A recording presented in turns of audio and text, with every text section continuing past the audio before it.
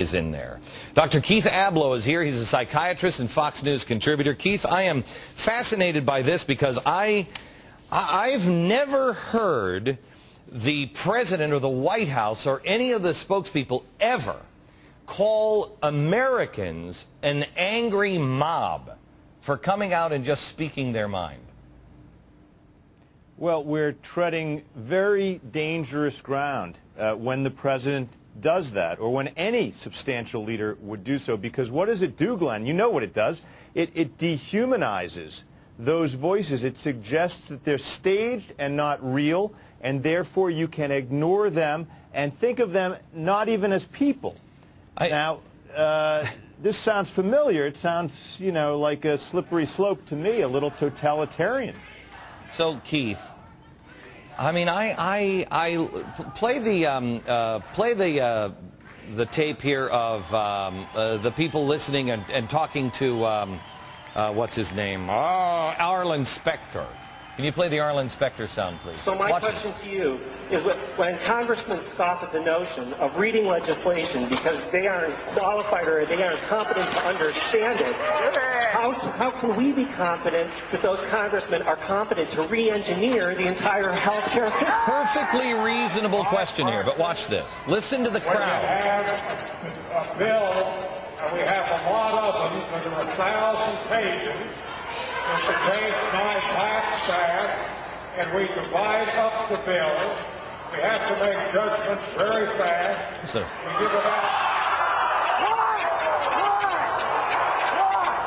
People, Keith, know their country is being stolen in the cover of darkness. They know.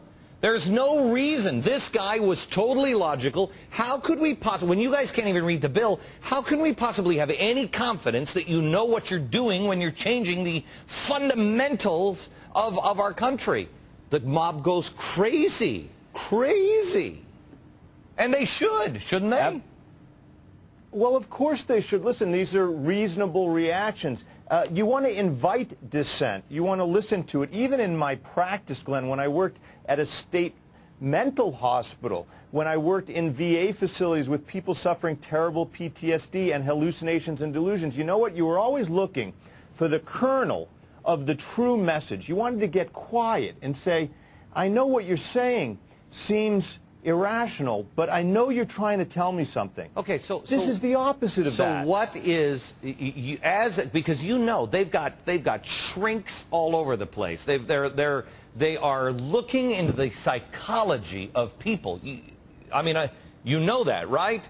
They're looking into the Nobody wants to be called crazy. Right. No, but I'm saying the White House has people. They're looking at a behavioral researcher at the White House as a new czar. They're looking at the psychology of people. So as a psychologist, what is it that they're trying to do? Because they're not trying to heal anything. They're not trying to listen to anybody. When they call people an angry mob, when they say, oh, well, these are just manufactured angry people, what is the response as a trained professional that they can expect? Well, what you would expect is exactly what we're talking about. Nobody does want to be called crazy. Nobody wants to be called part of an angry mob. By defining the opposition as non-people, as not thinking people, who would want to join them? Who would line up, other than patriots, I might suggest, yes, to say, I'm raising my hand, I'm one of them, I'm one of the crazy people?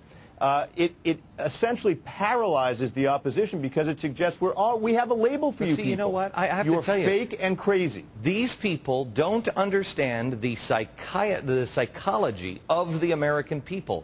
The American people, freedom has been bred into us.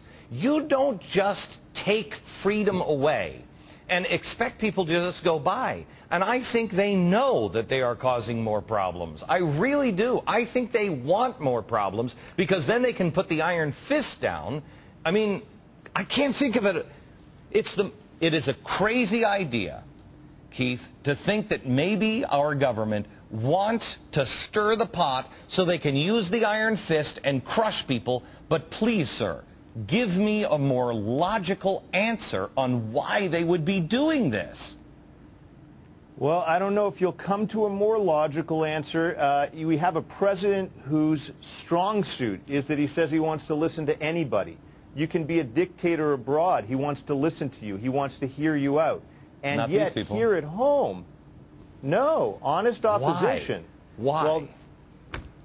Well, because there's a difference between inviting someone to mingle his or her thoughts with your own in a way that will invite honest debate and saying of the stranger across the seas, I'm going to listen to this person from on high. I'm going to sit down and try to understand that person we all think is a little bit, well, delusional over there in that foreign country. In doing that, if it's consistent to some extent with the disenfranchised, with people who are in pain, for some reason those people seem to get more of an ear than others who say, I think you're just making a mistake. I'm not coming to you because I have been laid low. I'm coming here because I have thoughts and feelings. I'm strong too, sir. I'd like to be heard. That's a tougher audience to get, apparently. Okay. Keith, thank you for being on the program. I have to